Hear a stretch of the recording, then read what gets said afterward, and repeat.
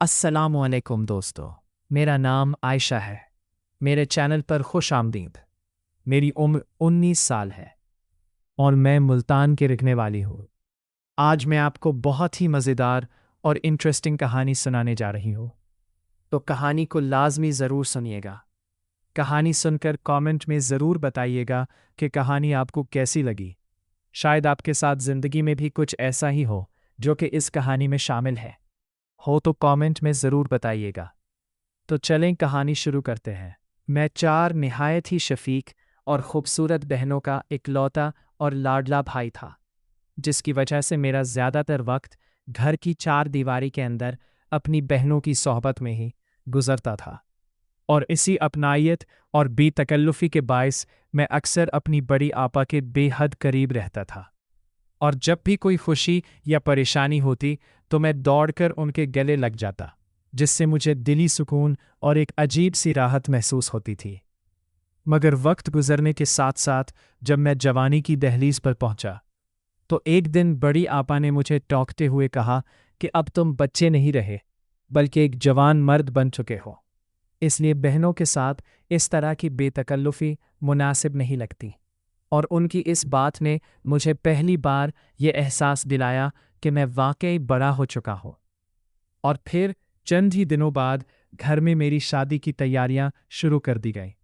और आपा ने अचानक मुझे खुशखबरी सुनाई कि उन्होंने मेरे लिए एक इंतहाई सुघड़ और खूबसूरत लड़की का इंतखाब कर लिया है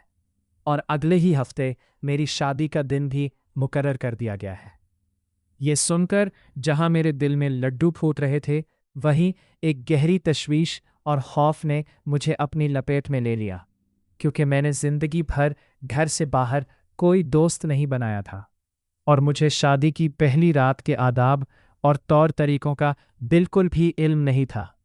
जिसकी वजह से मैं हर वक्त गुमसम और शदीद जहनी इज़्तिराब में रहने लगा। और मेरी इस हालत को देखकर एक दिन बड़ी आपा मुझे अपने निजी कमरे में ले गई और प्यार से मेरी परेशानी की वजह पूछी, तो मैंने इंतहाई झिझक और शर्मिंदगी के साथ उनके सामने अपनी कम इल्मी और खौफ का इजहार कर दिया, जिस पर उन्होंने हंसते हुए मुझे तसल्ली दी और कहा कि तुम घबराओ मत, मैं तुम्हारी हर मुश्किल में तुम्हारे साथ हूँ। और जब मैंने डरते हुए पूछा कि आपा क्या इस रात आप भी कमरे में होंगी, तो उन्होंने एक अजीब मंसूबा बनाते हुए कहा कि हाँ, मैं तुम्हारी दुल्हन के आने से पहले ही कमरे के एक अंधेरे कोने में छुप जाऊंगी, ताकि अगर तुम कहीं हिचकिचाहट का शिकार हो तो मैं तुम्हें चुपके से गाइड कर सकूं। लेकिन तुम एक बात का खास ख्याल रखना कि कमरे में दाखिल होते ही लाइट्स बंद कर देना, ताकि तुम्हारी बीवी को ये बिल्कुल शक न हो कि कमरे में कोई तीसरा वजूद भी सांस ले रहा है।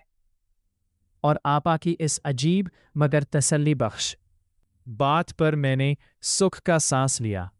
और फिर शादी का दिन भी आ गया। और जब मैं अपनी जिंदगी की इस सबसे बड़ी रात को अपने सजे हुए कमरे में पहुंचा, मैं दाखिल हुआ तो मेरी दुल्हन घूंघट निकाले बेड पर बैठी मेरा इंतजार कर रही थी,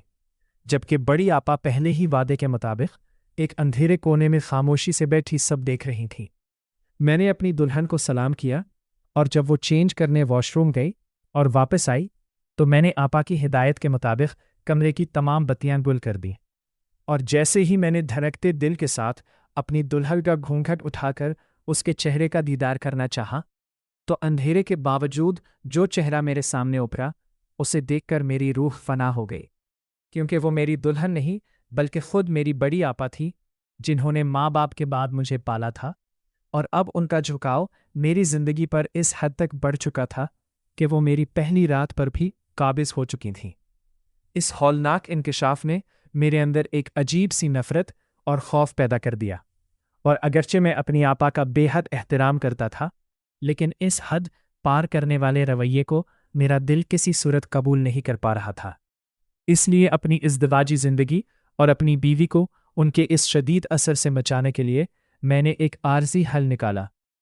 कि मैं रोज़ाना सुबह ऑफिस जाते हुए अपनी बीवी को उसके मेके छोड़ देता और शाम को वापसी पर ले आता, ताकि वो मेरी अदम मौजूदगी में घर पर अकेली आपा के रहमो करम पर ना रहे। लेकिन ये रोज़ रोज़ का तमाशा मुझे शदीद डिप्रेशन की दलदल में धकेल रहा था। और बिलाखिर इस रोज़ रोज़ के ज़हनी अजाब से निजात पाने के लिए मैंने शहर के दूसरे कोने में एक नया घर किराए पर ले लिया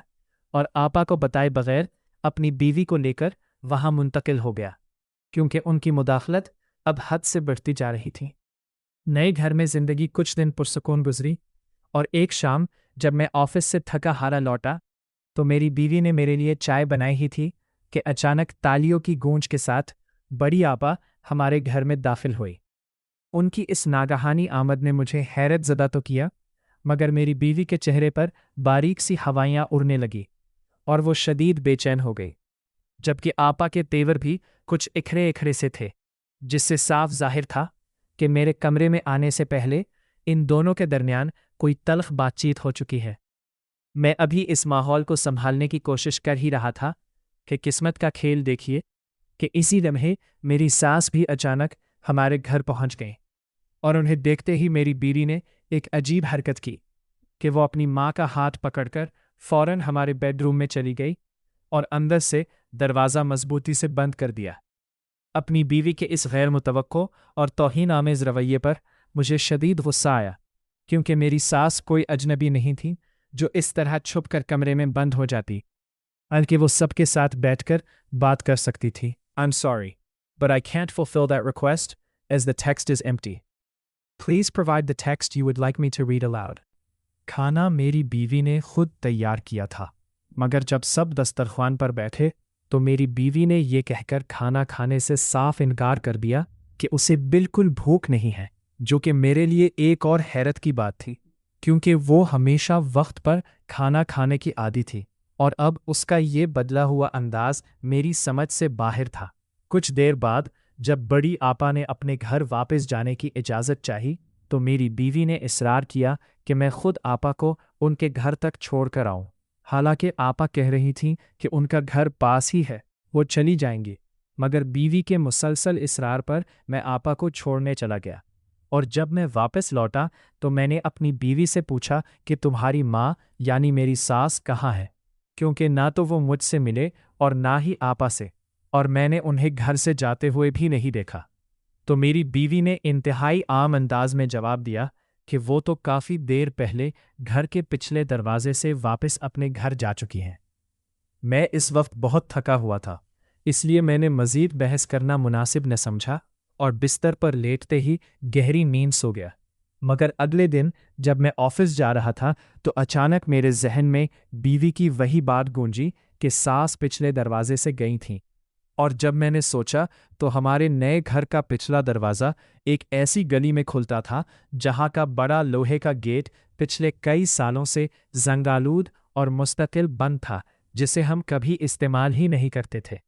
तो फिर मेरी सास इस बंद गेट से कैसे बाहर निकल गई, ये सवाल मेरे दिमाग में एक गांठ की तरह बैठ गया, मगर रोज़मर्रा की मसरूफियात में मैं इसे भूल गया। यहाँ तक कि चंद हफ्तों बाद बड़ी आपा ने फ़ोन पर मुझसे दोबारा मेरी दूसरी शादी का तज़किरा छेड़ दिया, और इस बार मुझसे रहा न गया और मैंने शदीद गुस्से में फ़ोन पर ही उन्हें साफ जवाब दे दिया कि मैं अपनी अकलौती बीवी के साथ बेहद खुश हूँ और मुझे किसी दूसरी शादी की कोई ज़रूरत नहीं है, इसलिए आप मेरी ज़िंदगी के फ़ैसले करना बंद कर दें। मेरी इस तल्ख बात ने शायद आपा के गुरूर और दिल को गहरी चोट पहुंचाई थी, इसलिए वो अगले ही दिन हमारे घर तशरीफ़ लाई और उनके चेहरे पर मेरे लिए शदीद नाराज़गी और खफगी के बादल साफ दिखाई दे रहे थे। मैं अपनी इस गुस्ताखी पर दिल ही दिल में शर्मिंदा था और उनसे माजरत करने का सोच ही रहा था कि इसी दौरान एक बार फिर वही सास अचानक घर में दाखिल हुई और मंजर बिल्कुल पहले की तरह दोहराया गया कि मेरी बीवी उन्हें लेकर हमारे बेडरूम में बंद हो गई। मैंने इस बार घड़ी पर वक्त देखा तो वो ठीक 15 मिनट बाद कमरे से अकेली बाहर आई और उसमें ज़बरदस्ती आपा को रात के खाने पर रोक लिया, और जो बीवी पहले आपा से इखड़ी इखड़ी थी अब वो उनके साथ हंस हंस कर बातें कर रही थी और आपा भी उसके साथ घुल मिल गई थी। मैंने सोचा कि शायद मेरी सास अभी तक कमरे के अंदर ही मौजूद है, इसलिए मैं चुपके से उठकर अपने बेडरूम में गया मगर वहाँ का मंजर देखकर मेरे होश उड़ गए, क्योंकि कमरा बिल्कुल खाली था और सास का दूर दूर तक कोई नामो निशान नहीं था। अब मैं इसी गहरे सस्पेंस और शशोपंज में मुब्तला था कि रात का खाना खत्म हुआ और बीवी ने फिर से वही ड्रामा रचाया कि मैं आपा को घर छोड़ने जाऊं। जब मैं आपा को छोड़कर वापस आ रहा था तो मेरा दिमाग इस पुरस्रार मसलहत को सुलझाने में नाकाम हो रहा था कि आखिर मेरी सास दीवार फांद कर गायब होती है या पिछले बंद दरवाजे से। और इस बड़े सस्पेंस के साथ साथ अब मेरी जिंदगी का एक और बड़ा मसला ये था कि हमारी शादी को 3 तवील साल बीत चुके थे, लेकिन हमारी कोई औलाद नहीं थी और मैंने अपनी सास को 1-2 मर्तबा खुफिया तौर पर मेरी बीवी के हाथ में एक अजीब सी कागजी पड़िया थमाते हुए देखा था, जिसे देखते ही मेरी बीवी उसे अपने दुपट्टे के पल्लू में छुपा लेती थी। और अब मुझे यकीन हो चला था कि औलाद न होने और सास के इस तरह पुरस्रार तरीके से गायब होने के पीछे कोई बहुत बड़ा और होलनाक राज छुपा हुआ है, जिसका पर्दा फाश होना अभी बाकी था।